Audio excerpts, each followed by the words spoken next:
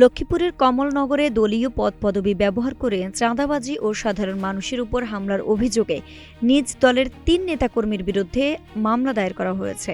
লক্ষ্মীপুর ৪ আসনে নবনির্বাচিত সংসদ সদস্য এবিএম আশরাফ উদ্দিন নিজান সরাসরি এ মামলা দায়েরের নির্দেশ দেন। বৃহস্পতিবার রাতে কমলনগর উপজেলার ৮ নং চরকাদিরা ইউনিয়ন বিএনপির সাধারণ সম্পাদক আব্দুর রহিম মেম্বার বাদী হয়ে মামলাটি দায়ের করেন। আসামিরা হলেন চরকাদিরা ইউনিয়নের ফজুমিয়ার হাটবাজার এলাকার মোহাম্মদ নুমান হাওলাদার, তার ছেলে সিয়াম হাওলাদার ও রাহি হাওলাদার। তারা সবাই স্থানীয় বিএনপির সমর্থক। এজাহার সূত্রে জানা যায়, বৃহস্পতিবার বিকালে উপজেলার চরকাদিরা ইউনিয়নের চরপাগলা এলাকার ফজুমিয়ার হাটবাজারে অভিযুক্ত মোহাম্মদ নোমান হাওলাদার ও তার ছেলেরা স্থানীয় ব্যবসায়ী ডাক্তার হারুনুর রশিদের কাছে ২ লাখ টাকা চাঁদা দাবি করে। চাঁদা দিতে অস্বীকৃতি জানালে তারা দেশীয় অস্ত্র নিয়ে হারুনের উপর হামলা চালায়। এ সময় তাকে বাঁচাতে এগিয়ে আসা তার মেয়ে আয়েশা আক্তার শিমুকে শ্লীলতাহানি ও মারধর করা হয়।